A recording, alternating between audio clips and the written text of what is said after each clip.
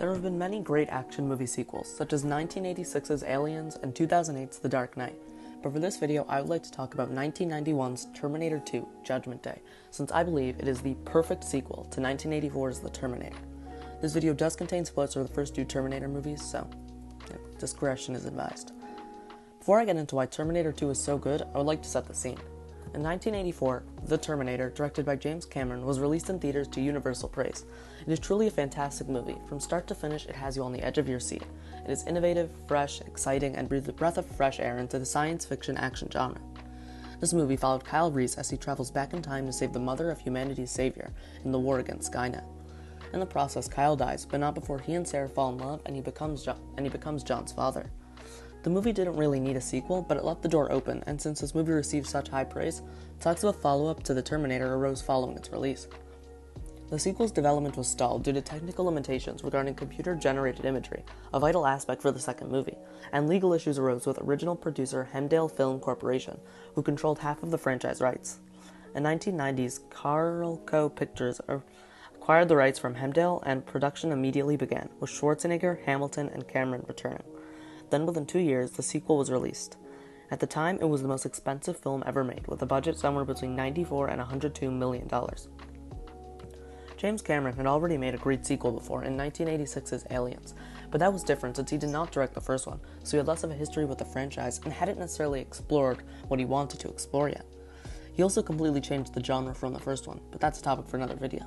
Then, the impossible happened. Terminator 2: Judgment Day was incredible. It built on what makes the first movie so great and unique. It also avoided the mistake which many sequels make. It didn't go in with the mindset, bigger equals better. We don't just want the first movie except with larger stakes, we want a good continuation of the first movie. The movie did raise the stakes. There are two Terminators, and there's also the subplot with Miles Dyson, but they didn't just raise the stakes and say, now we can make the same movie as the first one. There's a different movie, not just the first one, but on a larger scale. Another aspect that Terminator 2 succeeded in that other sequels fail in is the characters. Sarah Connor seems like the same Sarah Connor we saw in the first one, not some look-alike. To see a failure of this, just look at A Good Day to Die Hard, the fifth installment in the Die Hard franchise. If you had just seen Die Hard and then skipped to this one, you would be wondering, is this really the same John McClane from the last one? And watching Die Hards 2 through 4 does not explain this. The only primary returning character in this movie is Sarah, and it actually feels like she is returning. A great example of how she stays the same comes in the climax of the movie. John had just run off since the T-1000 had just arrived. The T-1000 finds Sarah and threatens to kill her, saying if she doesn't tell John to come, he will kill her. She doesn't tell John to come and accepts her death, and while she is then saved, her decision is what matters. She was willing to sacrifice herself to save John. That is the character we saw in the first one. By the end of the first movie, she had realized that John is what matters, and she still understands that in this movie and feels like the same character. This movie also feels like the natural progression from the story in the first one. It seems natural that in her pursuit to protect John, Sarah would probably end up in a high-security insane asylum, and that because of this, John would become a rebel.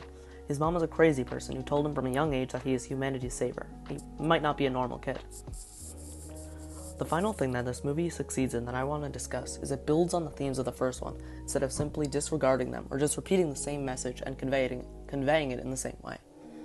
The theme of the first Terminator movie is that you control your future, not destiny, which was what makes some of the later sequels so bad, since they ruin that theme in the process, and in the process ruin the first two movies. Anyway, this movie builds on this theme. It doesn't convey it in the same way as the first one, rather it has a unique spin on it. Just look at the climax of the movie. They've just killed the T-1000, and the T-800 realizes that he must die to save the future. He knows that if he's still alive, Skynet will still be created, so he makes the ultimate sacrifice. But he can't do it himself, so Sarah is forced to do it. This movie's theme is that it isn't always going to be easy, and sometimes we have to pay the price for a better tomorrow. This is a fresh and unique spin on the theme of the first movie, and it avoids feeling stale and boring. And by the way, this is another way the sequels are terrible. Because of something that happened in the sequels, the T-800 died for nothing.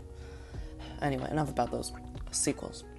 And that is why Terminator 2 works, while many other action sequels fail. Please remember to like, subscribe, and comment what movie or TV show you would like us to discuss next, and what you think of Terminator 2.